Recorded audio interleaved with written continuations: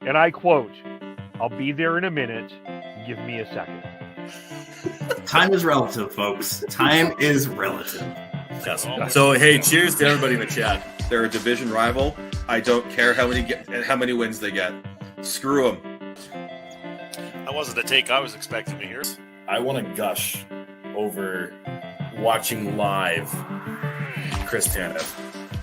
I think that we completely underestimate the skill it takes to play defense. One highlight or several highlights does not a Calder trophy make. I'm stepping in here. I'm going to be the crotchety old man here. They need to learn patience. They need to understand the tension, everything, and the drama. How dare! Look at this. How is McDavid not getting a penalty? You guys need to calm down with this, okay? You guys need to calm down with it. Hello. Welcome to a post-game edition Thursday of the Shifts and Pucks podcast. You can follow us on Twitter at Shifts and Pucks, Facebook.com Shifts and Pucks, YouTube.com Shifts and Pucks, Twitch.com Shifts and Pucks. Subscribe wherever you get your audio, as well as on the Area 51 Sports Network. Coming off a Flames really important win, quite frankly, and over the St. Louis Blues 4-1, and a 5-4 loss for the Vancouver Canucks over to the Tampa Bay Lightning, which just leaves more questions than answers. We'll get into that, as well as a whole bunch of other things. I'm here with Sean. Hello, Sean. How are you? I'm all right, Kev. I've got I don't know. The one with the Canucks right now. All I can say is at least they're entertaining. You know what I tweeted to Bick? Every Canucks game is the same, and every Canucks game is different. It really is. It's just kind of a lather, rinse, repeat. But before we go there, for the first time since we talked about the sexual exploits of mascots in November, Devin Holmes-Smith has returned. He is like, how do we say that? He's the Roman Reigns of the Shifts and Bucks podcast. He comes in when he can. You know, he's on tour. He's the star of the show. But Devin, it's great to have you back. Welcome back. How the hell are you? It's great to fucking see you again. I beat you to the swears. I'm sorry. I had to.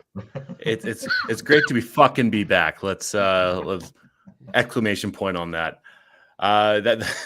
Well, great praise, Roman Reigns. I was kind of hoping for, a Stone Cold reference, considering I'm in a knee brace right now. I'm balded. I have facial hair. And that's true. Yeah. I mean, I'm not going to say I'm as jacked as Stone Cold Steve Austin, because that's not even fucking close. But honestly, it's really good to be back on here. I've really missed it. Anytime that you guys have asked if I'm able to come on, I've been too damn busy. But now that I am in a knee brace, I will be on more often, and so get used to this fucking ugly mug. People look at my ugly mug and Sean's ugly mug. No offense, Sean, of your ugly mug. But other than Tyler's hair, this is not the good-looking podcast, is it? We got a lot of shits and fucks going on, and ugly mugs, and some opinions. Few opinions. Oh, just some. Yeah. We warn you, we've got a few things to say about some of the things that are going on, and we're going to start with the Flames. We'll get to the Canucks. There's a lot of stuff going on with the Canucks as well, and I think really, first of all, as far as the game goes tonight, Dan Vladar, again, a solid goaltending performance. 6-0-3, by the way, in his last 9. Really think that he needs to start Saturday in Dallas. The goal, that was just a bounce, an awkward little bounce from Jake Neighbors. Complete effort, though, from the Flames. I thought one of their better efforts of the year. And Walker Duehr, the call-up that everyone was clamoring for, comes in and scores his first ever goal in the National Hockey League. I gotta say, I really, really like Walker Duehr. I do. I love what this guy brings to the table. I think this guy can bring what Milan Lucic brings, except probably not throw as many punches and not be as intimidating. But I think this is basically, if you're moving on from Lucic, I think Duehr can do a lot of what Milan Lucic can do and skates much better. So I think from that part, this is great. I think great that Walker Duehr came into the lineup. Is that a fair start? Listen, that you basically stole my entire spiel there because hey, no, great minds think alike, Kev. Not my fault this time. I love Walker Duehr. The fact that Daryl Sutter did not promote him after that goal to that second line and put Lucic on that fourth line boggles me. He is like, you could tell he was a threat the entire game. Walker Duehr was. Whenever he was out there, he made a difference. Why not give a spark plug to that fucking second line who has been mediocre? And why are they mediocre? Is because Milan Lucic is on that line. Nothing against Milan Lucic. He's being the best Lucic that he could ever be. He's just not slotted in the right spot. So, it's a detriment towards your arguably third and fourth best player on the team being Kadri and Huberdeau. And Huberdeau needs to get going. And Kadri, he's been pretty good throughout the entire year.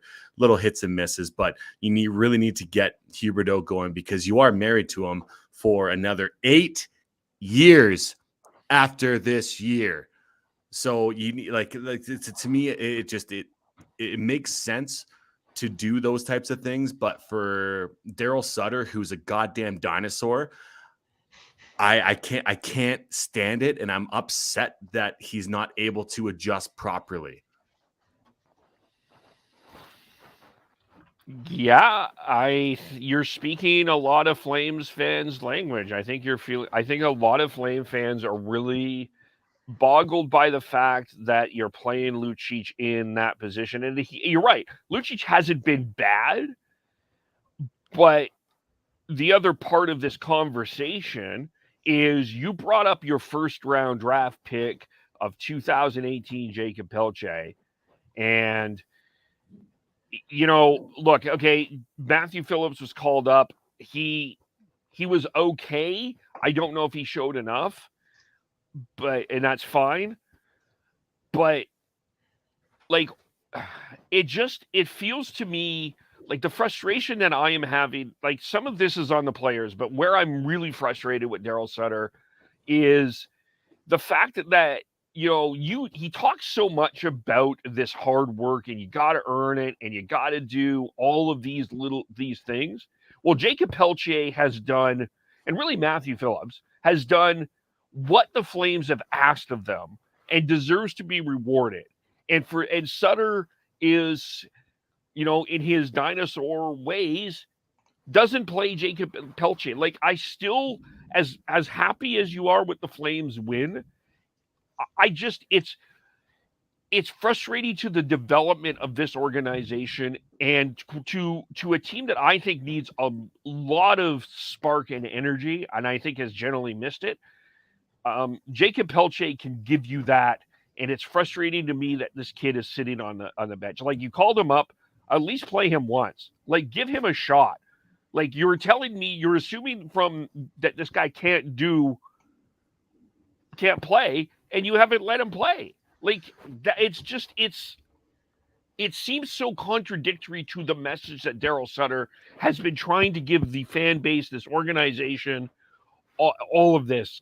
You work hard and you earn it. He's worked hard, he's earned it. He should be playing. This is not a situation where, as Dan has always said, if you want to see Jacob Pelletier, go watch him on Sunday afternoons. They called him up. If you call him up, it's only the right thing to do is to play him. Listen, I watched Matthew Phillips play his first NHL game this year. He was not out of place. He was doing everything that he could to be noticed, and he did not make many if not any mistakes.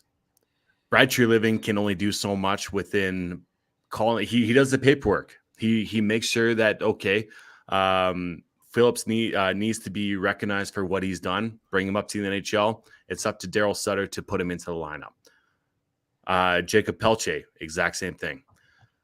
There's a common denominator here, and I have a hard time feeling like this old school coach is going to be able to get the best out of his team, especially when he's not putting these young players who can give a spark and give some sort of passion to this team again, a chance in this lineup, and a fair chance in this lineup. Phillips was on that, fourth line when he was called up? And Trevor Lewis. And granted, Zohorna and Phillips have played in the AHL together, so I understand potentially there might be some sort of chemistry within those two players. But God damn it, man, he's a skilled player that needs to be put in a spot to succeed. You aren't doing that, and especially like, God damn it, like we are the Flames are in a playoff spot right now, which is a wild. I believe they're still in a wild card spot after this win, and they like, especially against St. Louis and Chicago. Those are the teams that you need to experiment with, and because they are the bottom dweller. I mean, maybe not so much St. Louis right now, because if they won, they would be tied with the Flames for a wild card spot. But those are the type of teams that you do it for. You don't do it for the Seattle, who is absolutely amazing and who won against Boston tonight, which was a completely different thing. But the good teams within this league, those, like Chicago, is the time that you put in your young players to see what they can do, especially with your skilled players like a Kadri Huberdeau or Lindholm. I was a big Sutter fan last year because it worked. I think the message is being lost. And let me ask you guys, does it look like the Flames are having fun playing hockey right now? They don't look engaged. They don't look. There's no there is a lack of intensity. I mean, and I think, I don't know where that is. I don't know if that's because there's no Matthew Tkachuk anymore who brought that, and they don't have that type of player anymore, or this team isn't having fun. Maybe this team isn't having fun, or maybe this team this is about the playoffs and just getting themselves into the playoffs and working it from there. But this doesn't look like the team that was as engaged in games as they were last year. No. How happy were the players on the ice for Walker Duehr to get his first fucking goal this game? Yeah. It wasn't like a big group hug being like, fuck yeah, good on you, kid.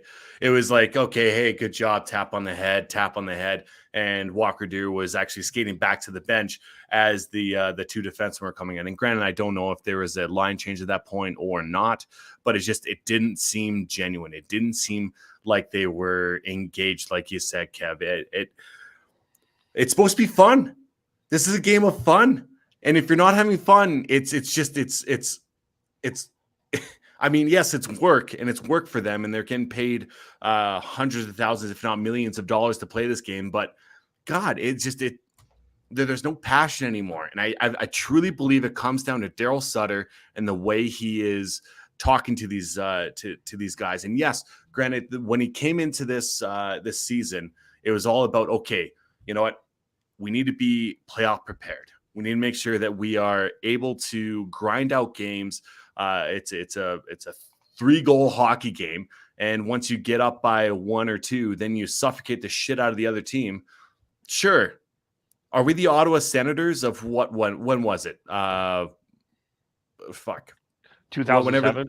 2007, or the New York New Jersey Devils of whatever that was either. No. Like the game has changed. Have some fucking fun with this, especially in the regular season. ramp up the way that you want to. Make sure, like, have some fun in the first quarter. Have some fun in the second quarter of the season. Third and fourth quarter, yes, it needs to be more regulated and regimented to make sure that your headspace is correct and that you're able to get those games. Daryl Sutter, he's wearing out his welcome, and I don't know how much longer you're going to be able to engage these players. Well, here's the challenge before Sean jumps in here. It's Sutter with the contract. It's Treliving without the contract. And Sutter has 1 year left, right? No, he's got a couple more. He signed that extension. He signed an extension in September. So right now, Treliving doesn't have a contract. And I will tell you, if you like, I think if Treliving is out of is not the Flames GM, this guy is going to be employed probably quicker than Johnny Gaudreau signed that contract with Columbus. Like, this is not a guy that you should be letting go. But the problem is this Flames ownership loves Sutter, and this is the tension that we're running into here. I think Treliving wants these kids to play. I think Sutter does not want these kids to play, and I think this is where we're facing this collision. And I guess we'll see what happens in the playoffs. I mean, he's Dan Vladar. He's played Vladar as much as he could play Vladar. I don't know if you go to a split at this point, and I don't think goaltending has been a huge problem for the Flames in general, but Vladar deserves, Vladar deserves more work too. I mean, I guess my point is you want people to earn it. They've earned it. Give them the opportunity. Like, it's just, at some point you have to get out of your stubborn way and just let the game of hockey happen. But yeah, I think I look at that, and yeah, Sutter signed a new deal in October 8th for another 2 years after this year. So he signed through till the 24-25 season, which isn't onerous. We don't know what the salary is. We don't know what that is. So the fact that Treliving doesn't have the extension as well is the issue, because if Treliving goes, that whoever becomes the GM is going to be answering to Daryl, even if it is Daryl who's answering to Daryl. And he's going to go after and he probably won't see those kids that much at all. A lot you need to play, and you need to play at the level that you need that is going to help you develop. And at this point, you've got. Have you talked about Dan Vladar? He's played 15 games. I think that's more than enough. More than he was expecting to play at this point of the season coming into this year. And a lot of that has to do with Markstrom not playing well. But Vladar's been very good when called upon. But the other, if you want to go into the future here, there's another young player who deserves a shot and a look with the big club, and that's Dustin Wolf. Flames are going to have a decision to make with goaltending here sooner than later. But getting back to this season, with Phillips and Pelletier, I've liked what I've seen from Zahorna. I think he can be a good fourth line player for the Flames. Walker Duehr looks like a fourth line player for the Flames, but that's the thing. They're fourth line players. Phillips, Pelletier, Zary, those guys potentially have top six in them. If not middle six. You need to provide them the opportunity to play in that role. And I think it's tough for I get the frustration from fans not seeing them play. Especially when they get called up.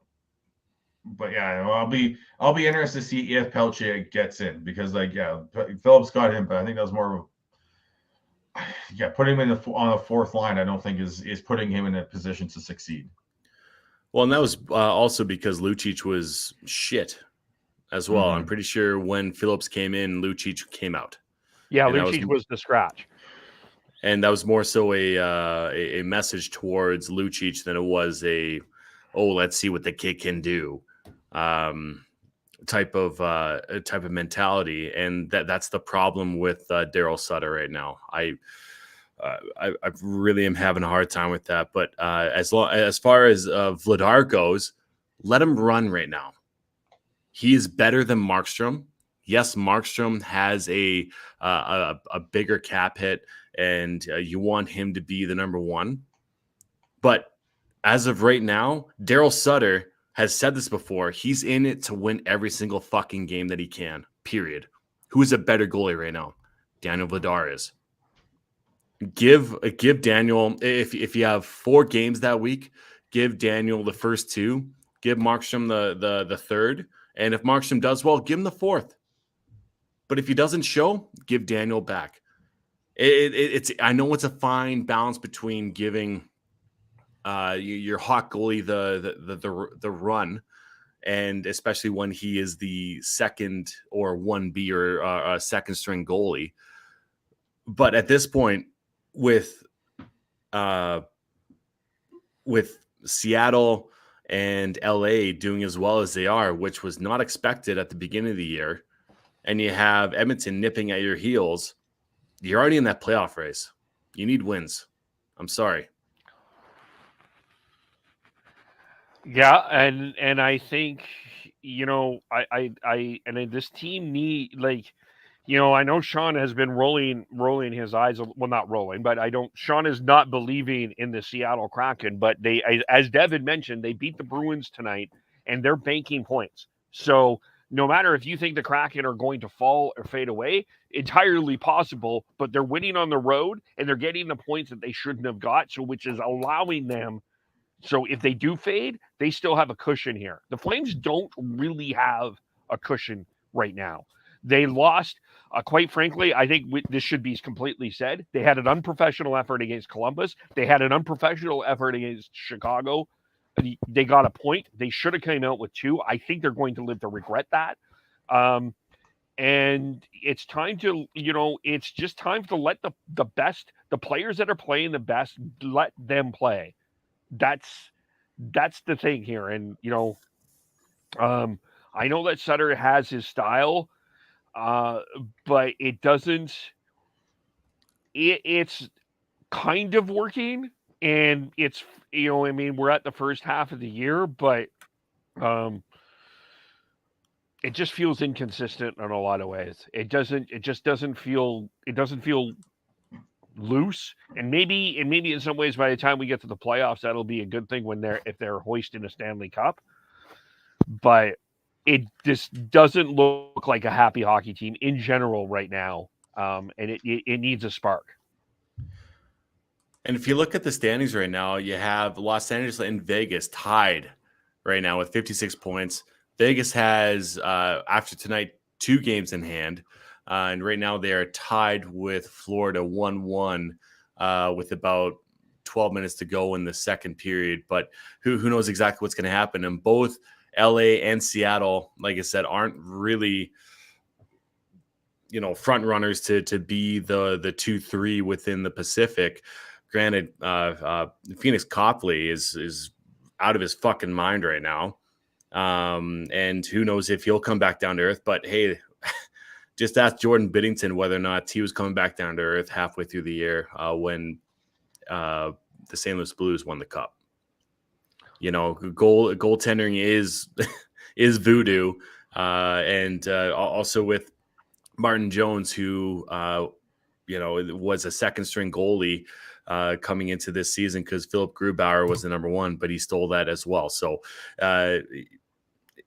there's so much volatility that could happen within the next half of the year, because we just kind of basically hit that halfway marker. within the past week for the NHL. So there's so much that could happen, and especially when you look up north here on the QE2, you have Connor McDavid on a mutant, unreal level that he's playing right now, and Draisaitl just doing the Draisaitl things. You can't expect that they will be in the hunt as well and outscore their games too, and let alone maybe even get a defenseman that could help them in the long run as well. So they're going to be getting Evander Kane back here soon as well. Yep. You've got St. Louis chasing, you've got Nashville chasing, you've got the defending Stanley Cup champions in Colorado chasing as well. They've got 3 games in hand on both the Flames and Oilers at this point. You have to think that they're going to be right in the mix there. So it's going to be quite the battle for the 2 wild card spots, which is going to be so much fun to watch. It's just my whole point is that you need to win games now. Yeah. Period. So who is your best players? Play them, and if the GM is going to give you the potential to get a top 6, top 9 player, fucking play him in the top 6, top 9. I wouldn't touch the Backlund line. That's your best fucking line, and has been your best line for fucking ever. And Michael Backlund, Kevin's favorite player on the Flames, is the best player on the Flames right now. Period. Yeah, I had this discussion. Also, just before one other thing, before I get into Backlund, the other issue that is running in here is UC Saros is playing out of his mind right now, that he may will the Nashville Predators into the playoffs, no matter how bad the team is in front of him. He is playing very well right now. So, and you're right about Colorado.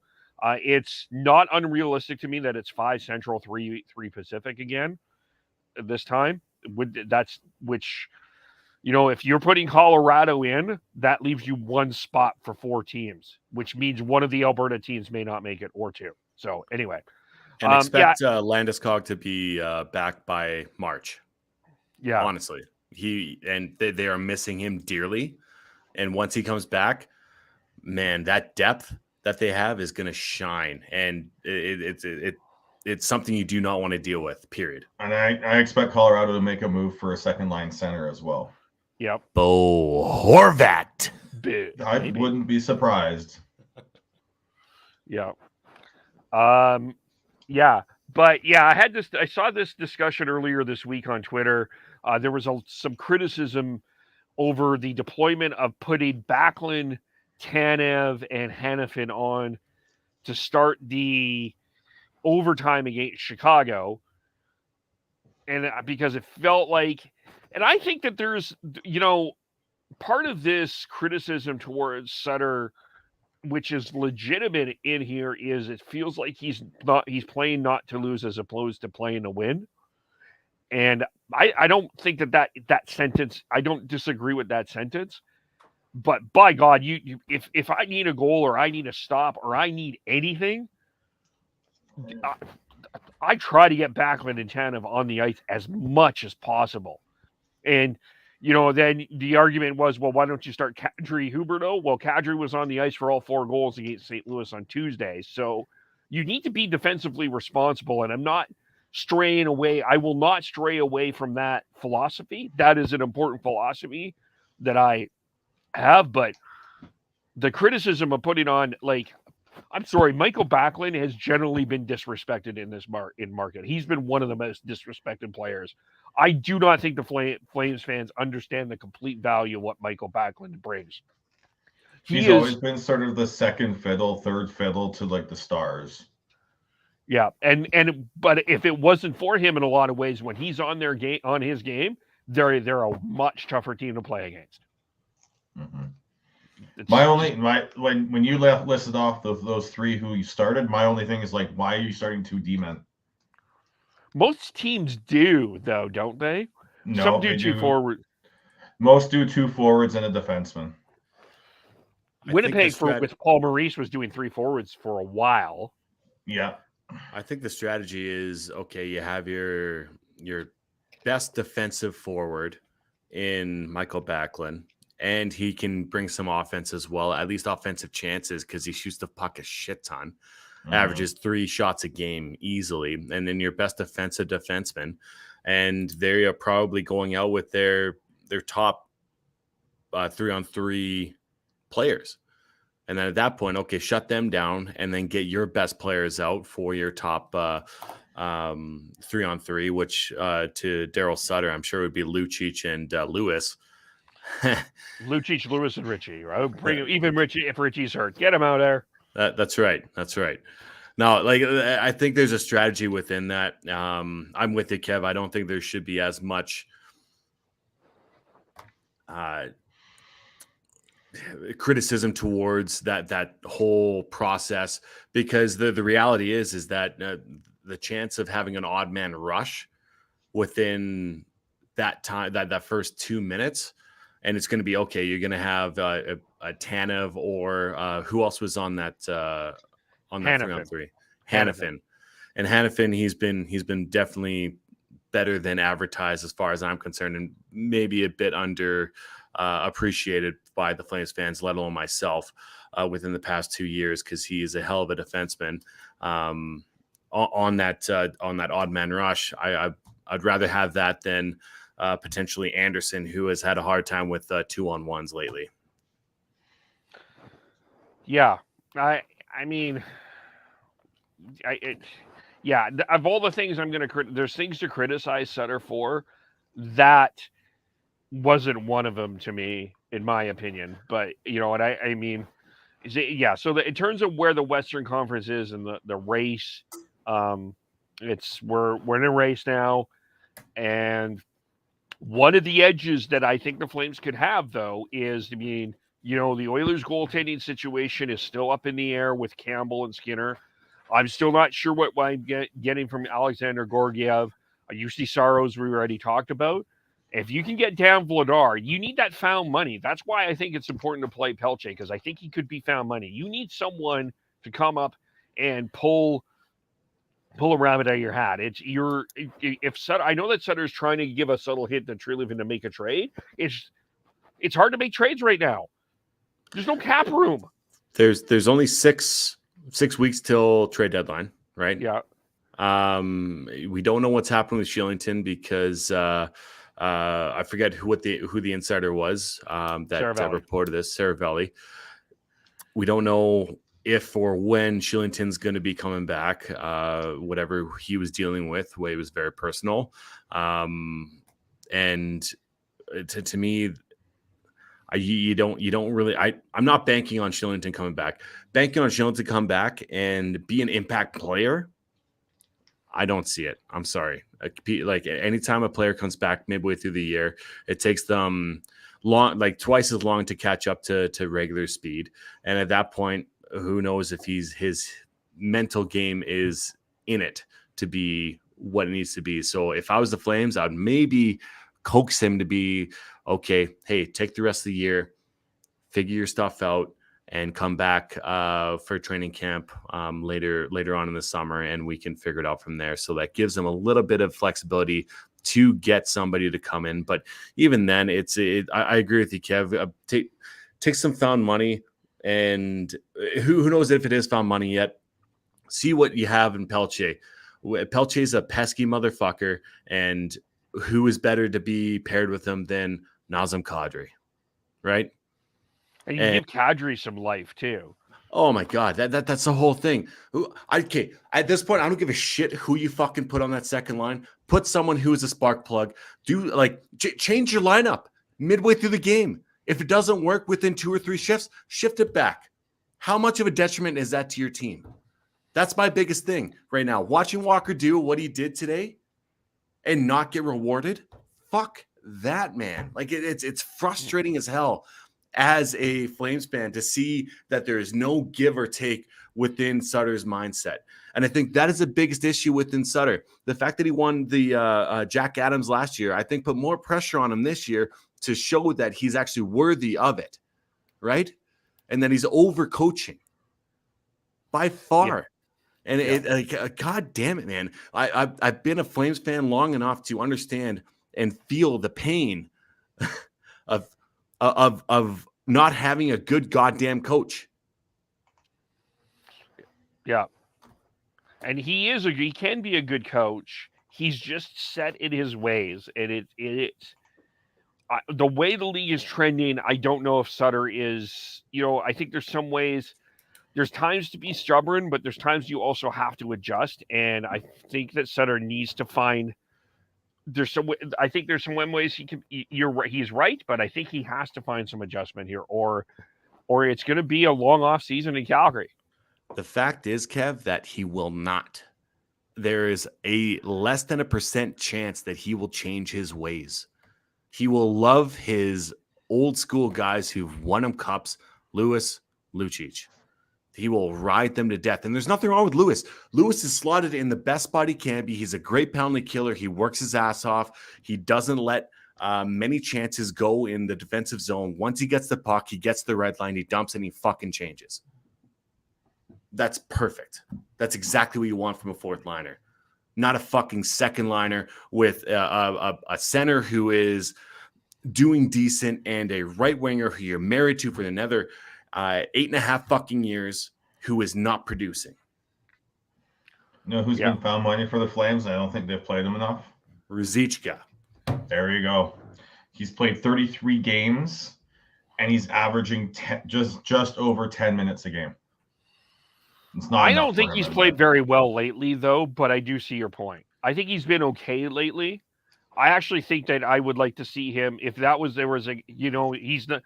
Sutter's not going to bench Lucic. I think there's a legitimate argument to bench Ruzicka for Pelletier. Like, I do think Ruzicka could. I think he's been inconsistent from what I've seen, but.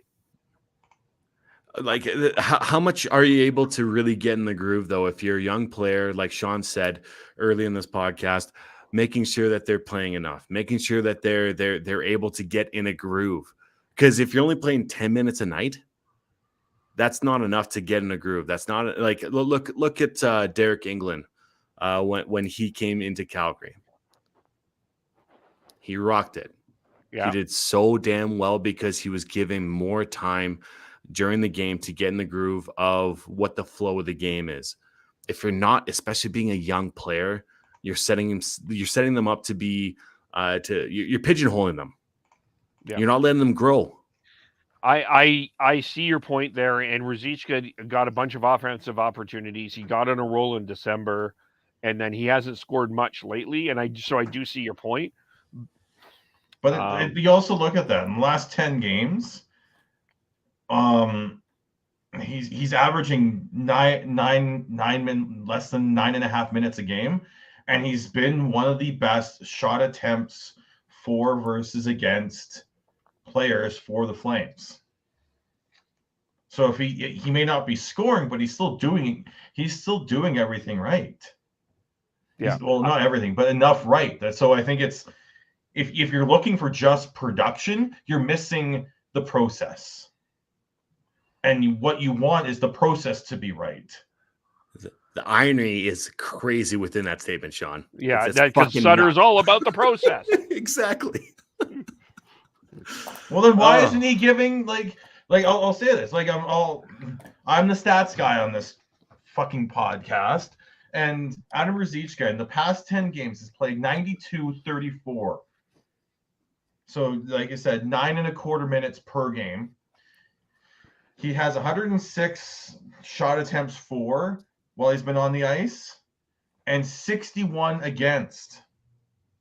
That's a 63%. That's 63% on that. And then you look, and he's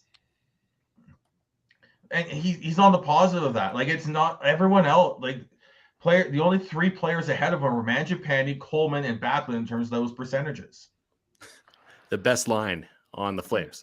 Yeah. No, I hear you. You know who's worse on that? Lucic. No, Lucic is not worse. But you've got Huberdeau, Lindholm, Dubé, Kadri. Toffoli. They're all down at the bottom there. Yeah, I don't think Lindholm is 100%. Like, I really don't think he's healthy right now. I think it's mentally that he's not healthy. It could be physically, but I think it's mentally. I like and like, God damn, it's just that let's shit on Sutter. I believe like this should be the statement of this fucking podcast. Shit on Sutter because what he's doing right now is not working. Well, I mean, I feel for Lindholm in some ways because this is a guy that, he was part of the best line in hockey last year with Gaudreau and Tkachuk. He had new lineups. He was line mates expected to play with Huberdeau. It didn't click right away as much as everyone wanted, so Sutter went away from it, and he put Dylan Dubé and Tyler Toffoli with him. And I think Dylan Dubé has been better, but as much as people have been crapping on Lucic, I still think there's more to give for Dylan Dubé, and I know he scored 2 goals tonight, and I know he played well, and he's playing better, but I think there needs to be more from Dylan Dubé. There's been not enough criticism towards Dylan Dubé, in my opinion, in terms of I don't think he's played as well as he could. I think there should be more there. And Tyler Toffoli is Tyler Toffoli.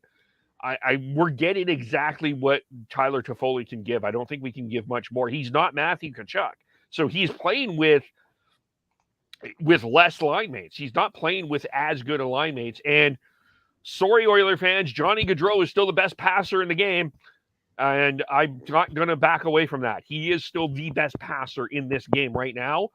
All due respect to Leon Draisaitl, and I've gained a lot of respect for Leon Draisaitl. And I think he's a great player, but it's still Johnny Gaudreau. And Lindholm absolutely, of all the people that Lindholm misses, it's Gaudreau. And for just the way that he is able to pass the puck. And Dubé's not able to do that. Hey, Dubé's second goal was a snipe. Okay. He's good. There's talent. That's the thing with Duehr, though, Devin, is there's talent with him, but he's not showing it at a consistent basis. I was joking because it was an empty net goal, but it. That's true. But yeah, his first goal was a snipe, though. It definitely was, and you know what, I don't know if I agree to the same extent that you do about how he does need to show more. I think Dylan Dubé is doing the best that Dylan Dubé can, as of right now. It's just he's not surrounded by people that can help him with his game, his specific game. And that's same with Lindholm, because you said it. You hit the nail on the head. It's that you didn't. He's not surrounded by the proper players to be successful, right? It's very similar to on Team Canada. You have a bunch of talented fucking players, but who's your role players, right? Who's your Kunitz? Who made a fucking living beside Sidney Crosby. Right. Yeah, I disagree with Kevin on Dubé. I think he's been what they needed. The player I think that needs more criticism that I don't know, I haven't heard, I haven't seen on Twitter about is Mangiapane. Like that was a guy who we thought took a big step last year. And he's not been good. Meanwhile, Dylan Dubé is tied with Nazem Kadri for 5-on-5 points for Flames, second on the team, only behind Lindholm. Mangiapane's been better the past 2 to 3 games. He's really shown. He hit 2 crossbars tonight. He scored his last game, which was the first one in 3 weeks. 12 games. Dubé scored his first in 8. So Mangiapane's trending in the right direction. He's being in the right spots. Which is fair within the stats of it all. He needs to be better, but overall, I think that he is doing the right things. And if he keeps on doing the things that he's doing right now, which are getting in the right spots, the one thing that the Flames have been having a hard time doing is getting in the high scoring chances. It's so fucking perimeter. And that's why they have so many goddamn shots, is because they get in, they shoot it. They get in, they shoot it. And then, I wrote down in the first period that they were passing the puck too much and trying to be too pretty, which is ridiculous considering they almost had 15 shots, if not had 15 shots within that first period. right? And just fine balance between the two of them. And I know that, I know there's hatred towards Gaudreau and how everything handled, but just last year, what Gaudreau was able to do with the puck and allow the players to get into those high danger positions because of the way that he was able to pass the puck and be able to handle the puck and control the puck and dance around, around in that blue line to allow people to get the position into where they needed to be to get in those high danger places. That's been missed. Like, that is hugely missed. I like, to me. They don't have that type of player at this point. So, which made me wonder, I'm going to throw a scenario out here. Maybe this is ridiculous for some people, but what about the line of Kadri, Huberdeau, Lindholm? And you move Lindholm to the right wing. And then you have Duehr as third line center? So I would go Kadri, Huberdeau, Lindholm, backline Mangiapane, Coleman, Ruzicka, Dubé, Lewis, something like that. Duehr, maybe Duehr, Pelletier. I think. Well, it's, knowing Sutter, that's way too high for Duehr. Right. Okay, but your three centers are Kadri, Backlund, and then you have Toffoli. So you can go Ruzicka, Dubé, Toffoli. That's a good spot for Toffoli, I think.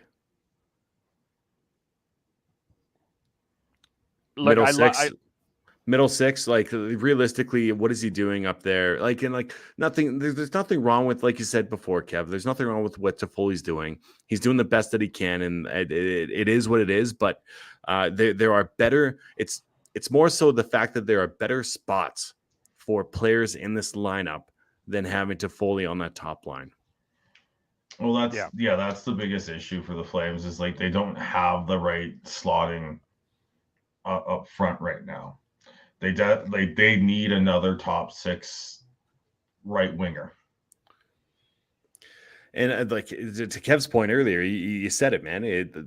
It's Sutter making a point to not promote anybody and not play the young guys within that top 9 to show that they need another top 6 forward, which is ridiculous. And I think it's so petty. I think it's stupid, because you got to have those conversations. And I think that's one of the biggest detriments within this organization, is that the head coach is calling the shots instead of the GM, Brad Treliving, coming down and saying, hey, fucking play these guys. I brought them up for a reason.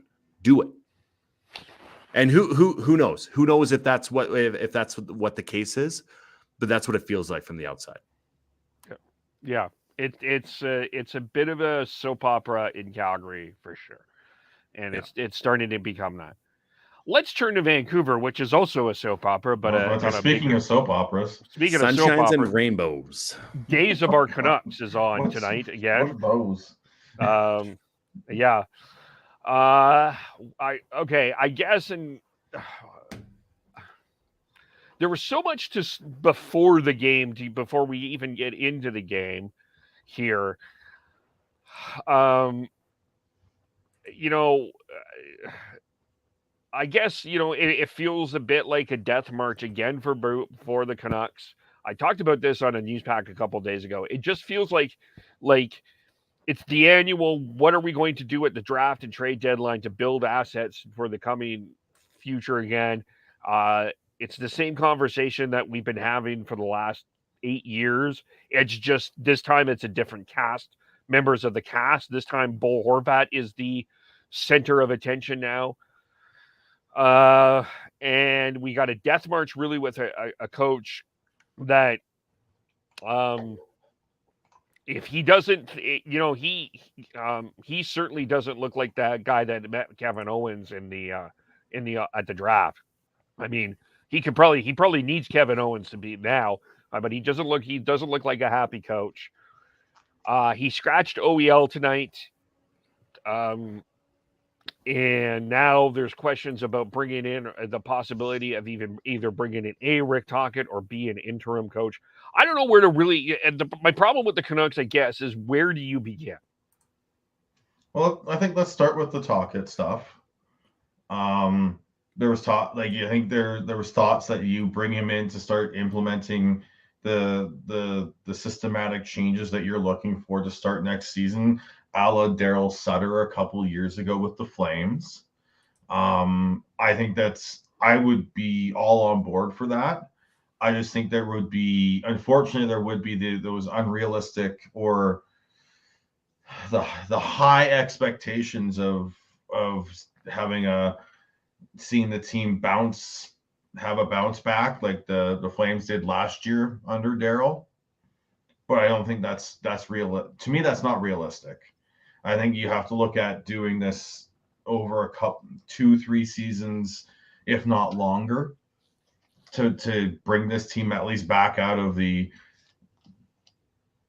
feel of every day there's something that Canucks fans and hockey fans are using to call the organization dysfunctional. So I think you have to take a 2-3 year, if not longer, approach here, and then go from there. But I do think that if they do want to start implementing a more structured game, like you're seeing the Abbotsford Canucks play, which I went and watched them play last week, again here in Calgary against the Wranglers, and they put on a really good game. They played structured hockey. Niels Höglander played well. Danila Klimovich is putting up points now. Like that was a hand-wringing part, because you've got Logan Stankoven being one of the stars of the World Juniors and the WHL, and a local kid and everything, you throw that, and so that there's always hankering about that. He's starting to look like he's going to be a player. And if you can start implementing those changes throughout even if it's slowly, might be just atomic habit sort of approach, incremental increases until you have to make a big change.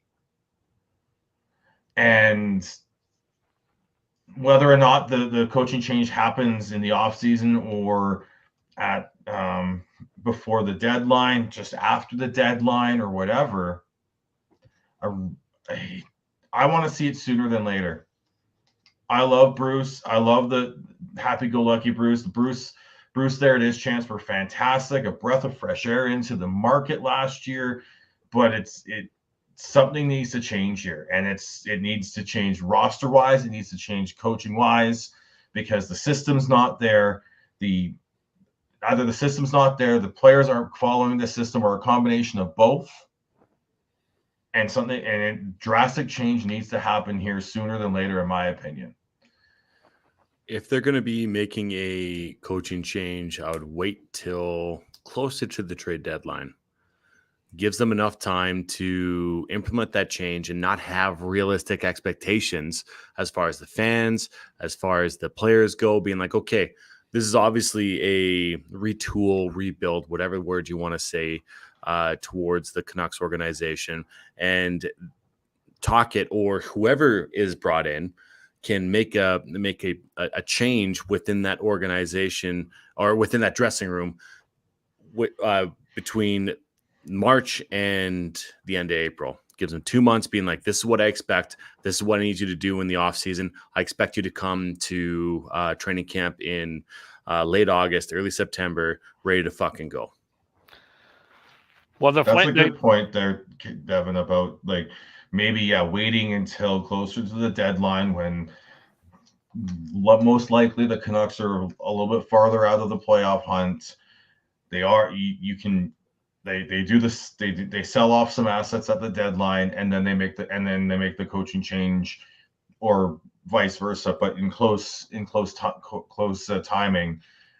And so that there's no expectations that they're going to have another miracle run that keeps the hopes up and all that.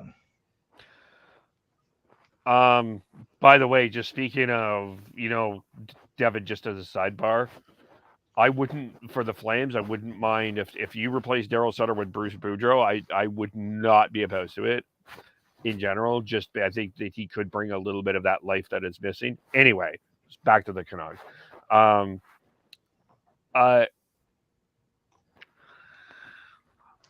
Yeah, I guess.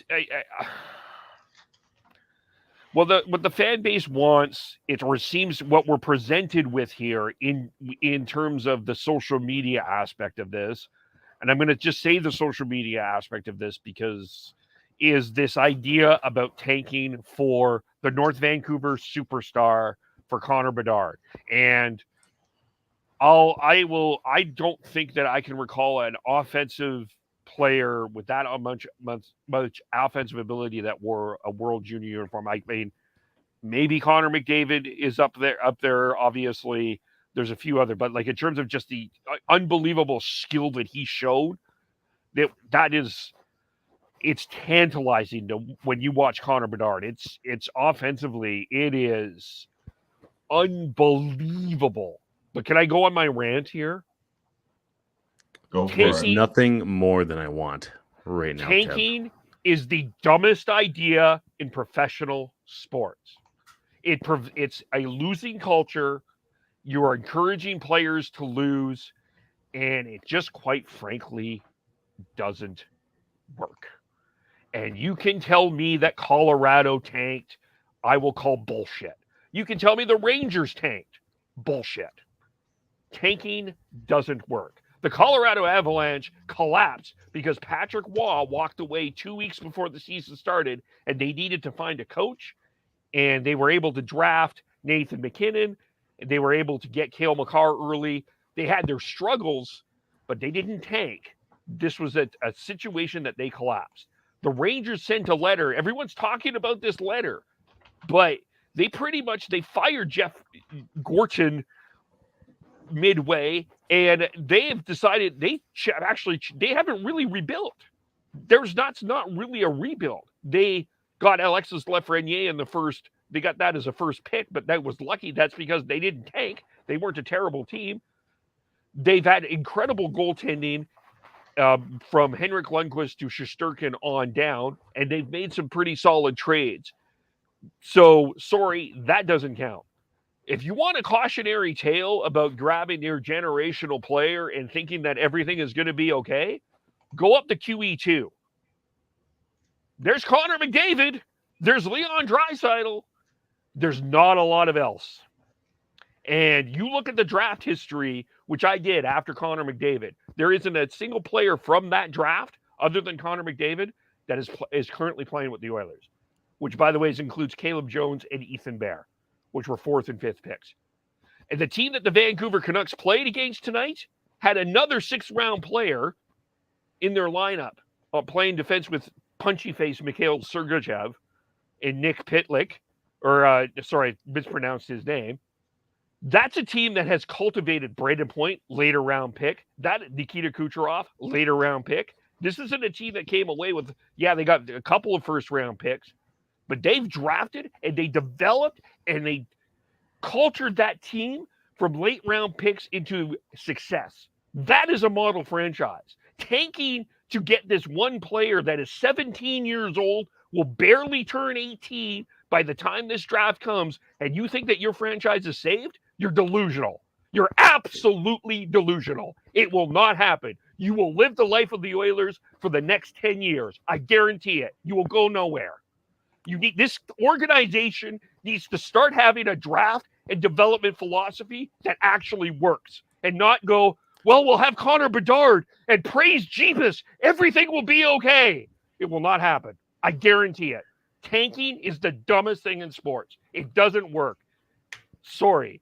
Absolutely sorry. And for me, I'll just say this in a general way. For media people to encourage players to lose, stop it. Stop it. It's dumb. And it's horrendous. Bullshit. Don't do it. It's embarrassing. Stop it. Just ask Buffalo. That's the poster child of tanking doesn't work. Jack Eichel 8 years ago was drafted. Where is he now? How good is that franchise? Yes, it's up and coming. Yes, you have a really good defenseman, and you know what? You made a good trade with Ryan O'Reilly, and you got Tage Thompson. Man, that didn't work out right away. So yes, Kev, I'm with you on that.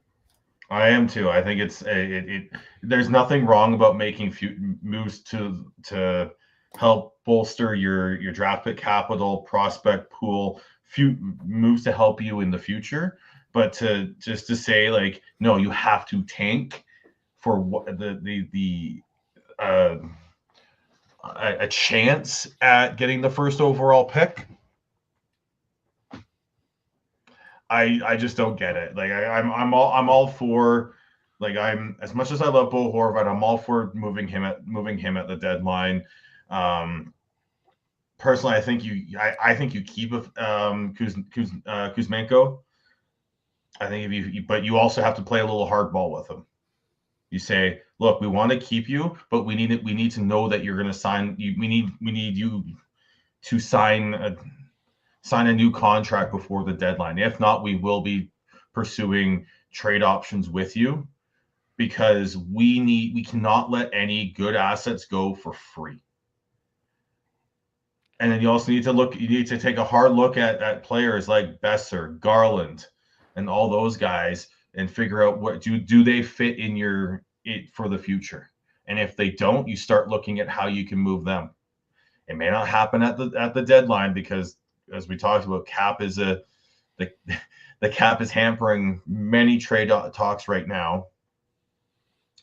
But but maybe that's an off-season move. It's not everything's going to happen at the deadline for this team, but if they can find a way to gain multiple young assets and draft picks to start building the future at the deadline with maybe one or two trades, that would be fantastic. Yeah, listen, I'm all for getting this team younger and developing assets and getting draft picks. I'm not for this idea of developing a losing culture to get this one guy that you think is going to be a savior, because it does not work. You have to draft a team. Like, you're not winning a championship with just simply Connor Bedard. It's just not going to happen. And it's an insult to all of the other players in this draft, which there's a hell of a lot of really good players in this draft. I mean, Bedard is up here, I'll grant you that, but Adam Fantilli would not be a bad pickup. Braden Yeager wouldn't be a bad pickup. There's a bunch of really good players in this draft. Like,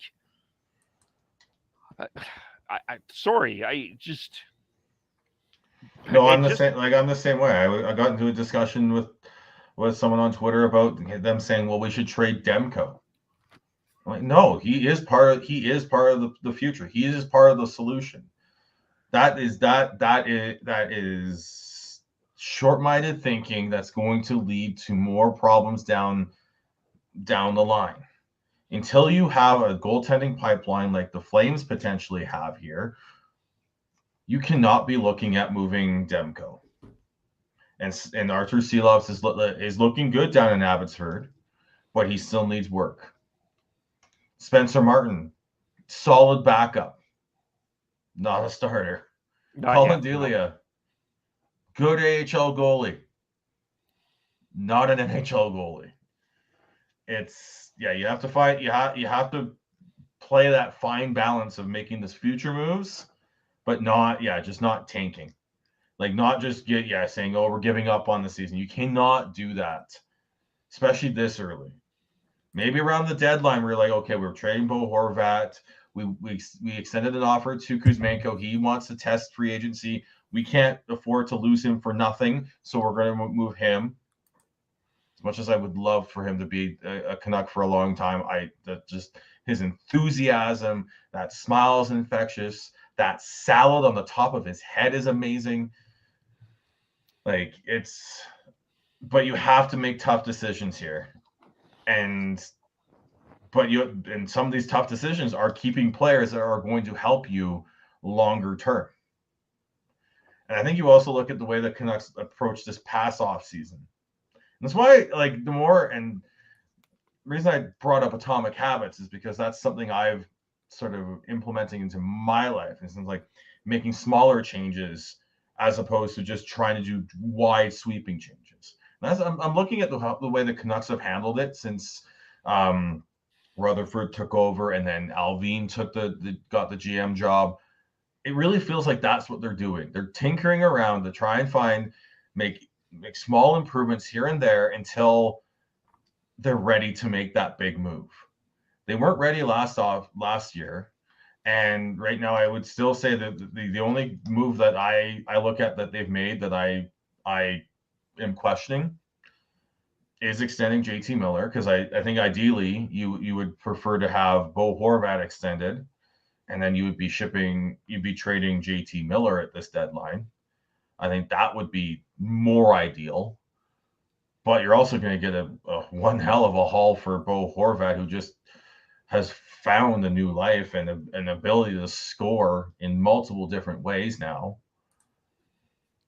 So you have to you look at that, like, and maybe that's what they're looking at now until they're comfortable with a move, like making that big move, and they're setting themselves up for that. And I saw people talking about, well, we'd like to see the Canucks come out with like excess value out of a trade.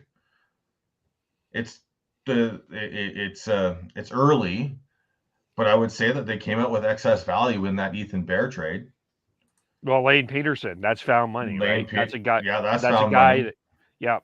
A guy that maybe he was a healthy scratch tonight, but he's been okay for the Canucks. I think, not been amazing, but he's been okay. I think there's more potential there, I think. Yep. So I think I just maybe I've also gotten to the point where I've reached a bit of a breaking point, and I'm just no longer caring about the day-to-day drama that seems to surround this team. Every day, a comment or a non-comment means that the Canucks are dysfunctional and horrible and this and that. It's just, I think it's time to I've taken a step back. Whatever happens this season in terms of results happens. I'm looking more at the process again. I'm following more what's going on down in Abbotsford. They'll be back in Calgary in February on the 14th and 15th, and I'm definitely going to try and see at least one of those games. Romantic. Well, you know my partner.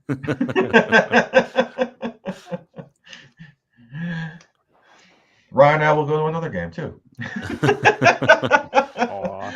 But I think it's now about the process. Can you guys chant with me? Sorry. Keep going. That's why I want to see a coaching change sooner than later, because I want to see the process get back on track on the ice. Can you guys chant with me? Send Bo home. Send Bo home. Send Bo home. Yes. The Toronto Maple Leafs are going to trade for Bo Horvat. All right. What are they giving up? I don't know. I don't care. Send Bo home. So do you want the Tavares pajama picture for Bo if that happens? I'd like to see a shower cap instead. Just saying. Oh. Just because, sorry, Kev. They have Jake Muzzin, who probably is not coming back this year. His money is going to be not on the cap. They wouldn't have to send any money back. Just saying. Yeah, I just look at what do the Leafs have to offer that's worth Bo Horvat? A first, a second, and Timothy Liljegren. So it's going to be a 2024 second, a 2023 first. And maybe Jason Robertson? I don't know. You mean Nick Robertson? Oh, yeah. I'm really good at brothers. I've missed this. I've missed Devin getting the wrong brother's name. Wouldn't you love Jason Robertson right now? I would. It'd be fantastic. Nick Not sure Robertson. I'm not sure the Leafs have the ability to do that. Well, You here's never the know. Leafs challenge though too, is you've got okay, so I'm assuming Alexander Kerfoot is not back next year as a UFA. And I'm going to also assume Pierre Engvall is probably not back as a UFA. Nope. But you might have to pay Michael Bunting. If you have a Bo Horvat who's a center, you prioritize Bo Horvat over Michael Bunting, for sure. Okay. What does that do with your four? With Matthews, Tavares, Marner, Nylander? Depends how well they do next year, or I mean this year. I think it's asinine to think that they really, if they get out of the first round, that's a win. That's not a win. It's a win in participation medal. You got to get to the Eastern Conference final at least. And the way that Boston's trending right now, it's going to be fucking hard. And especially Tampa Bay, being Tampa Bay, that's going to be hard. Carolina, I think they're a force to be reckoned with, especially if Pacioretty is healthy. And they just got Frederik Andersen back. There's a lot of what ifs, and I think Washington is one to look out for. Pittsburgh isn't as good as they once were. I know we're talking about the Metro instead of the Atlantic, but still they're still in the same conference, so they still have to go through one of those teams to get there. There's a lot of potential what ifs, and I mean Florida's still Florida, so who knows how well they'll do, but it really all depends how well they do next or this off season, because who knows, one of them might be out, and I would rather have your number 2 center be Bo Horvat than the captain.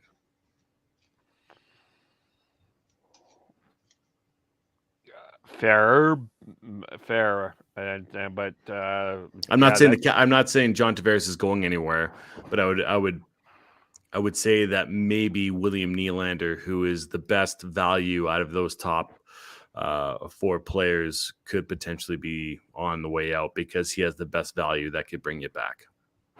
I don't know how Toronto does it without giving up. I don't know how Toronto does this trade. Like I was thinking about it. I think it makes sense, but I don't know how you that. Definitely Toronto would need to get a third team involved to make that work, wouldn't it? I think they could do it. They would have to overpay more than they would any other team because of Sean's right. I don't know if they have the prospects to throw back towards Vancouver, especially with the way that they are trending. It might be even 2 firsts. Dubas's last little stint, either cup or bust, could be it. Yeah, but I think that if he, because I look at that and like remember was it Friedman said I wonder about Seattle for Bo. I'm like, again, who are they offering? Because a first is involved, so you're just like, well, a first round pick, okay. Every team's going to offer a first round pick. What else can you offer? It's a first, it's a second, it's a prospect. It's a first, it's a younger, youngish, middle-aged NHLer, and it's a prospect. That's for the par for any sort of big deal at the trade deadline. But the other issue is with Bo is wanting we talked about this idea of doing this as a possible air quotes for those on the podcast, sign and trade, where you allow Bo to work with the team to see if he can get that contract, right? Because ideally, if you're a team, you would want what the Bruins did with Hampus Lindholm. Get him, sign him, right? Sign him as quickly as possible.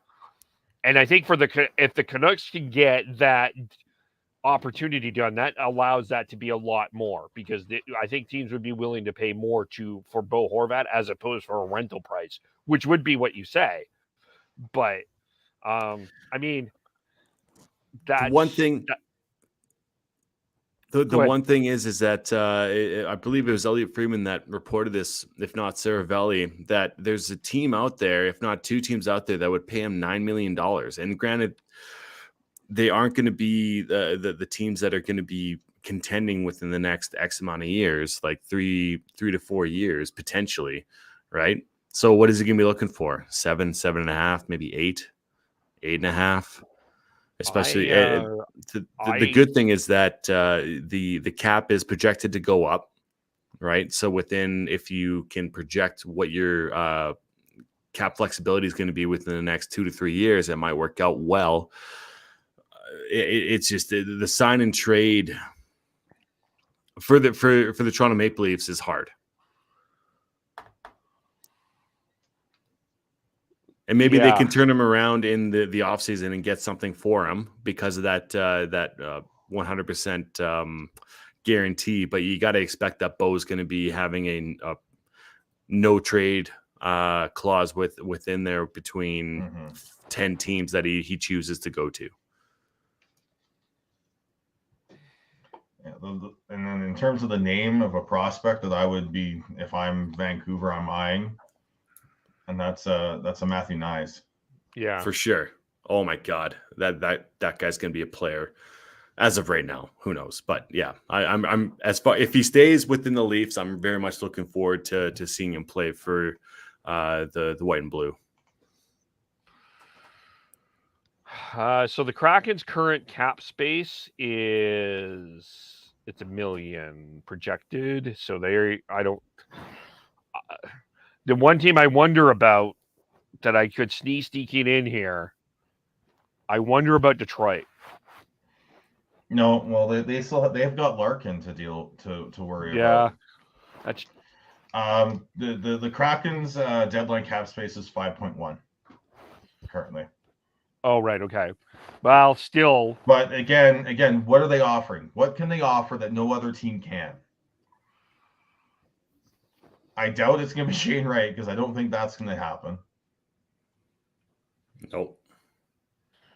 So, especially with their philosophy and how they've gone within the past year, it's been okay.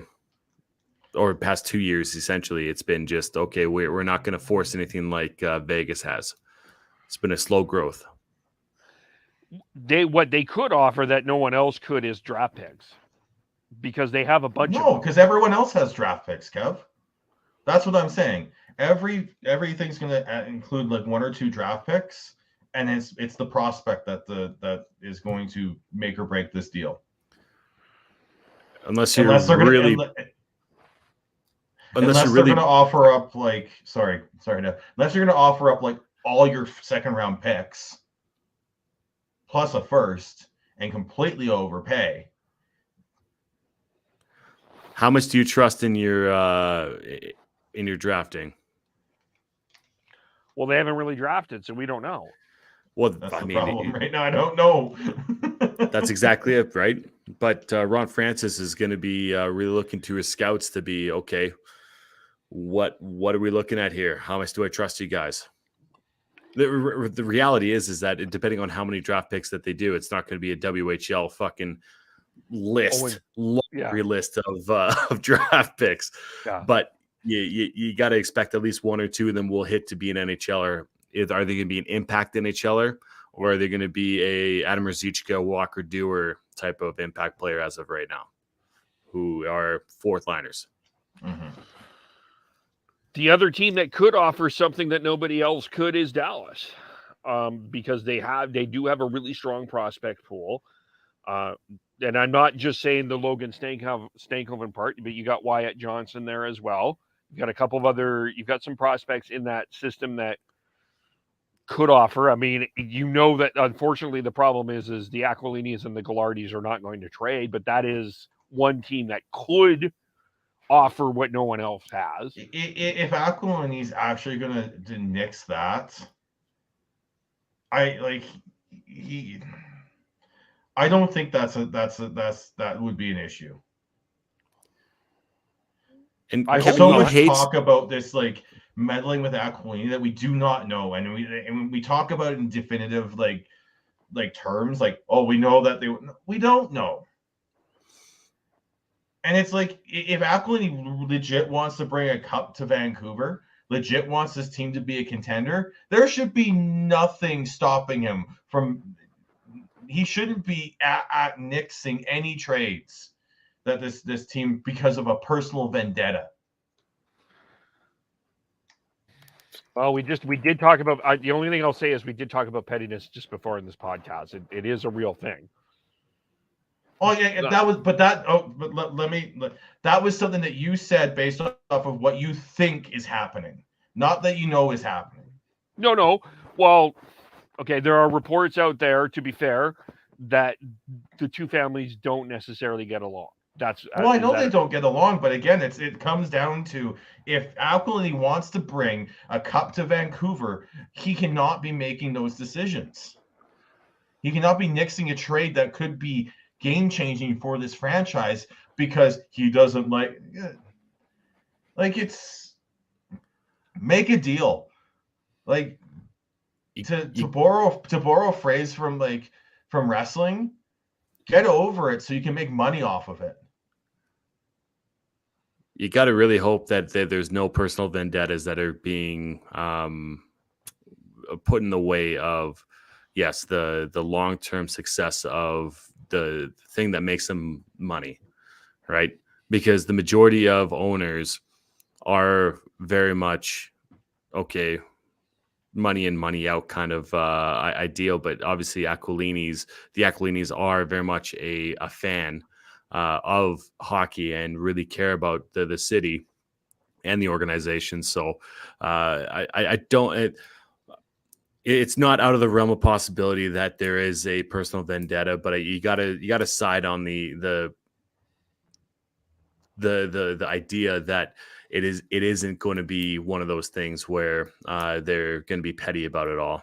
There's always a chance, but you got to expect the cooler heads will prevail, and he'll make the best decision for this hockey club. Yeah, but ultimately Dallas would be an option, and then of course we talked about the idea of Colorado. I guess one of the questions I would be asking is Bowen Byram and all.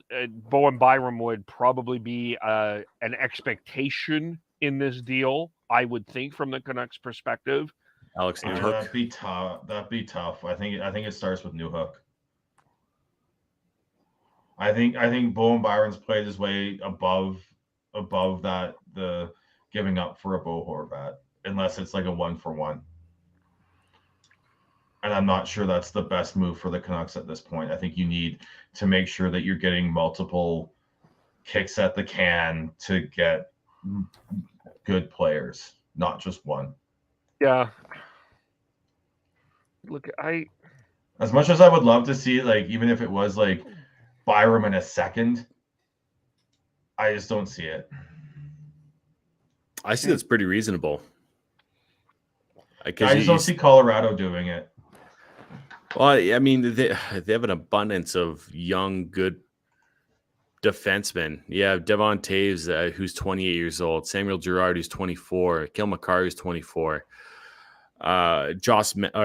Manson, he's 31. But like, there's still you have those two players, or there's three younger, good players in their primes. And what better? I mean, he's like, look at your time to win, right? And it's right now. Mikko Rantanen, 27, McKinnon, Nichushkin, Lehkonen, Comfer, all 27 years old. Right now is where you want to win. And if you have that abundance on the back end, why not sell it for another great player in Bo Horvat? I think that Bowen Byram in a second, I think, is a great deal for both teams. But you might be right, Sean. Like Joe Sakic might just be like, no, I don't think so. Give me something better. Yeah, I'm going to pay less for it. Yeah, I it's fascinating. I think it's fascinating because there's a legitimate argument. I can't think of a team that should not be in a Bo Horvat conversation, really. I mean, Vegas could be in this conversation. I don't know what I'm not Again, sure what can they offer. I don't think they can offer There's a lot. so many, like as you said, there's so many teams that should be. How many they can realistically put together an offer that's going to be in the running, though? Yeah, that's why I wonder if this is. I mean, I said this with Eichel and was completely wrong, but this seems to be a trade that has to involve a third team. I don't think, like, maybe, but it also depends on if the Canucks are willing to take a shorter term cap hit back, too. Like if they take someone who's got a similar cap hit to Bo, but it also expires this season. I don't know if he'll be expired this season, but Riley Smith, 2 more years at $5 million. I mean, it's you have somebody who's been in the league for a long time who is a leader. Yeah, but again, but for me with the Vegas one, what can they offer prospect wise? That makes sense. Are we talking about Brendan Brisson? Probably. You're talking to a owner who will say yes to anything to win. And does Bo Horvat get you closer? Yes, he does.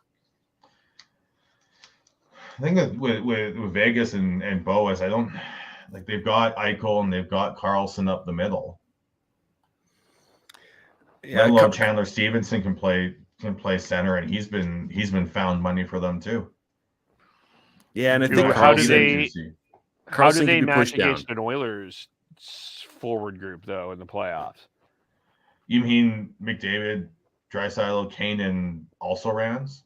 Yeah, well, still right. That is if they make it. Right? No, but okay, or a Colorado right now, or like obviously the defense of Colorado is better than Vegas.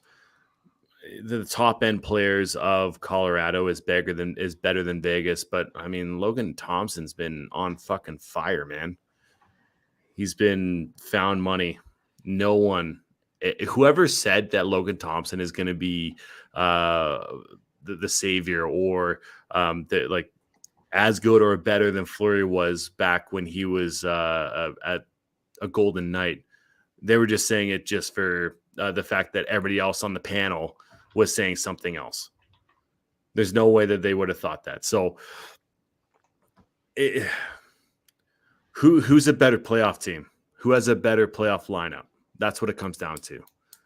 And the more depth you have within the top 9, I think you're laughing. I think you're happy, and you got to hope that for Colorado's sake, if you are making that argument, that Landeskog is back healthy and almost 100%.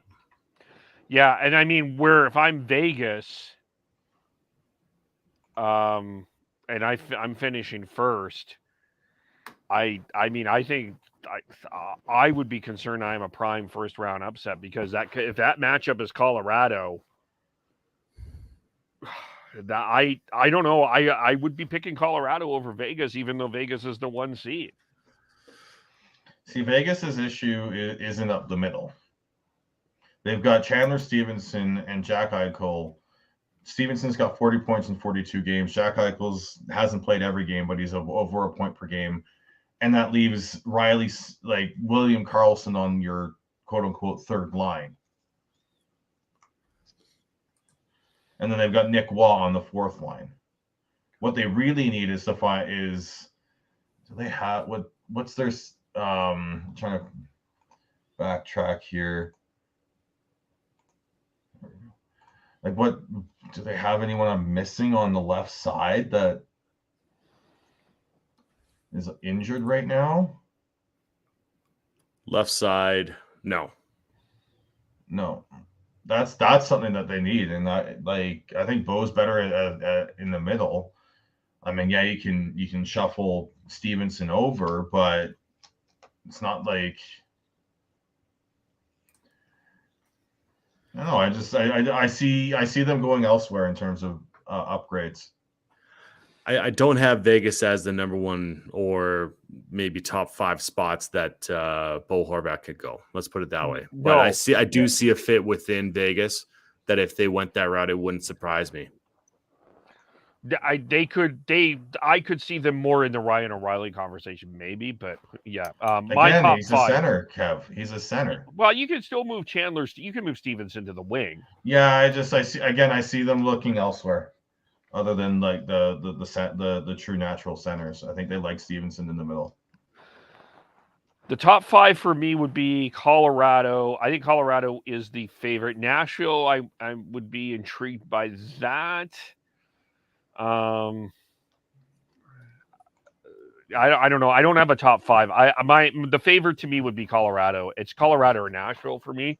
I don't know if I'd have a top 5. Like again, okay, if Nashville's up there, what are they giving up? Sorry to play this game, but I'm like, it's just like you can say, oh, they'd be interested, but what can they legitimately give up?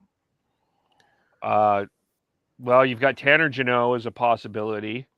I don't think they gave him up. If I was the Canucks, I would insist, but you know that.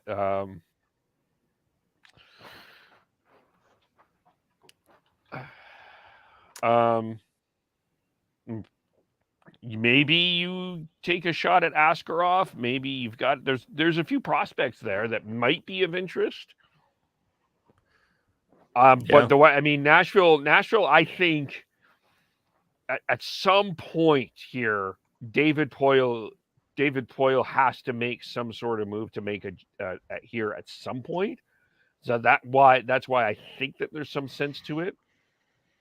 I don't see the Kraken being a fit, honestly. I can't see that happening. And that's not, if I'm the Kraken, I would be looking more defense. I know that it'd be great to add a Horvat, but I think they need to add on defense more than they need to add forward. Like it's Colorado way up here and then Nashville a distant second to me. That's how I'm handicapping this.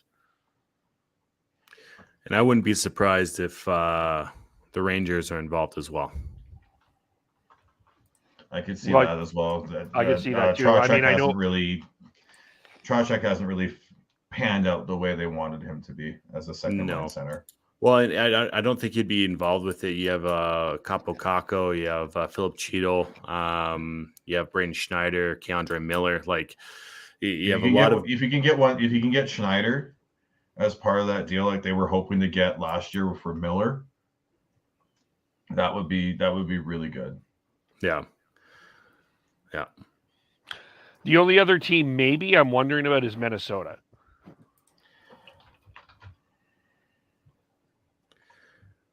Well, potentially. Yeah. I think all those, all the tween kind of bubble teams, I think would be very much intrigued and would throw a lot at Vancouver for Bo Horvat. I could see potentially New Jersey as well, but I think Toronto will try their hardest to potentially get Bo Horvat.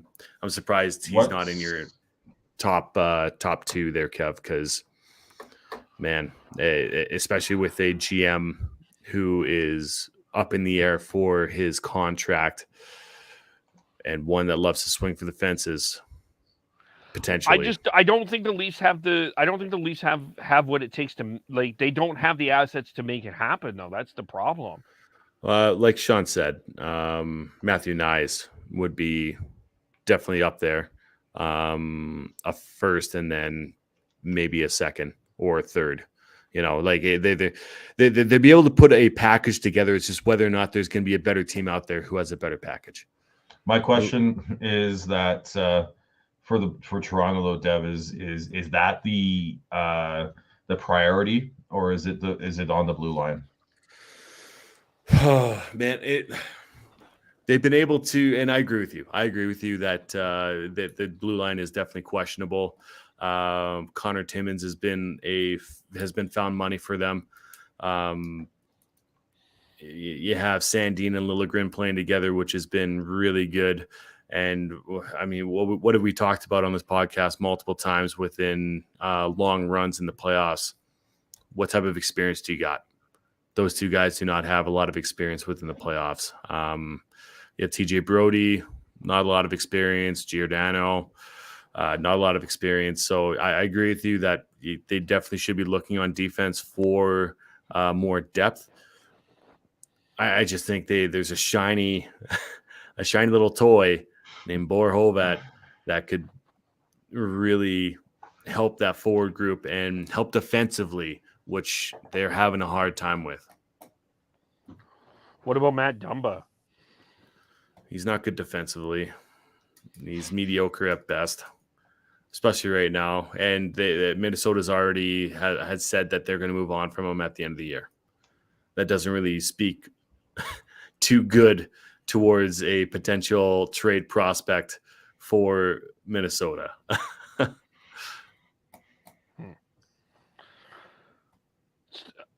I look at what the Wild can offer in comparison to the Leafs, and it feels more appealing. I think Matthew Boldy feels more appealing because he's on the roster. Connor Duehr feels more appealing because he's on the roster. Mason Shaw feels more appealing because he's on the roster already. So there's already some NHL experience, and I feel like, as opposed to a Matthew Nyes, who we haven't seen yet, there's some more appeal to me for what the Wild would offer over the Leafs, as an example, for Bo Horvat. Totally. Do you think that they offer? Did they offer Boldy though? I don't see them offering Boldy. Yeah, but your point's valid. It's usually a NHL young NHLer who has proved himself within less than 100 games, a prospect, A or B level prospect, and a first round pick. That's normally how it goes for a trade deadline. Yeah. Right. My whole thing with Toronto is that they'll be in the mix. They probably won't have enough to sway Vancouver within what they have going on, but they will be in the mix and they will be pushing for him, whether or not that's what they need or not. And I guess the other question with this whole thing with Bo is, do you allow him to pick the place that he wants to go, or do you say, we're going to trade you to wherever the hell you want and you just got to suck it up, Buttercup, right? Suck it up, Buttercup. Yeah, they have to take the best offer there. He does not have any trade protection as far as I believe. And who wouldn't want to go to a contender, even just for one or for like fucking 3 months? Well, okay, but here's just to let me toss that scenario. The reason I'm asking that is, not tank for Bedard, but do you throw him at Arizona, or do you throw him into Chicago to see if you can, or someone in a lottery to try to get another first round pick, in theory, to give yourself a better chance at a higher pick? They aren't doing. Neither of those teams do it though, Kev. No, they shouldn't. I would not recommend doing that, but no, they won't be in on it, Kev. Like let's be realistic here. No, I know, but it's out of the box thinking. I don't think they do it. Well, I wouldn't, but yeah. I mean, is Jim Benning employed anywhere? Is he a GM? Nope, not anymore. Peter Chiarelli is employed by the St. Louis Blues. I'm just pointing that out. I'm just pointing that out. Perfect. Okay. Those are the type of GMs you're like, hey, listen, I got a really good deal for you. Okay, just listen. I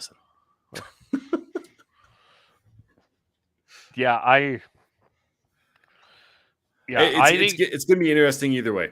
Like whoever he goes. He'll have a chance to win a cup, and that's all you really want for him. You're cheering for the player, and you really hope that Vancouver gets something significant back for him, because that is your captain. That's your heart and soul player. He's more than just stats. Oh, he has been a he has been so unbelievable for this organization. Like he has given everything that he's possibly could. And that's why I asked that question, because I think the right thing to do is work with Bo to get him in the place that he wants to go. I think that's the classy, professional, right way to do it. Okay, Bo, where do you want to go? Give us your teams. We'll work with them. Maybe they already have asked him, saying, hey, where would you like to go? Maybe we can help with that, with facilitating that. But at the same time, you got to really do what's best for your organization at the end of the day. Even though he's been so good to you, man, it's a Giordano situation, right? Yeah. And the other thing is like you're going to be trading him to someone who's going to be going in the playoffs and is a contender, most likely. And if he's not happy with that, guess what? He's a UFA at the end of the season, and he can pick where he wants to go after that. Yeah. Well, it will be fascinating. In terms of Canucks, anything we need to talk about? Nope. No. Is there anything NHL wise that we want to discuss? Just the race for wild cards and pretty much all divisions is going to be fun. Like even though this is like kind of the dog days of the NHL, there's a lot of good things that are happening and a lot of good storylines. It's not like it's a massive runaway for many of them. The only one thing I'll say is Steven Stamkos is now 1 goal away from 500 goals. Talk about a guy that is very underappreciated. Like, I don't know if I would put Stamkos as a superstar per se. We don't need to get into this again, Kev. No, like I don't know if they would put him. He's kind of, in a weird way, I feel like he's Marcel Dion. And let me explain that. There's been so much other incredible, like we're in this midst of this Ovechkin goal chase. Connor McDavid is doing unreal things offensively. Austin Matthews, 60 goals. All of this offensive stuff that has happened that we've almost forgotten about what the contributions of Steven Stamkos. It's just so under the radar, is what I mean. Well, and I think it's because when he signed his deal, he didn't really pop like the way he did in the past years. It took him a year and a half to get back to some sort of relevance within that conversation. And the fact that he's still doing it and playing as well as he did last year and this year, it says a lot. So I agree with you. I understand where your mind's at. Yeah, because he got hurt during that one playoff run, came back for the second, the back-to-back. I feel like Marcel Dion is a good comparison for Steven Stamkos, a really great player that we'll look back on and appreciate, but we're not appreciating as much now. But Sean, do you disagree or? Nah. I mean, other than Stammer's got cups and Marcel didn't get one. Yeah, that's fair. And I guess we didn't talk about quickly World Juniors. Was fun. That was a fun giveaway. Yeah. Keep it in, if it's going to stay in Canada, keep it in smaller junior cities. Halifax did a phenomenal job. It was fun. Maybe just give it back to Halifax. Reward them and give it back to them. Halifax, Saskatoon. Yeah.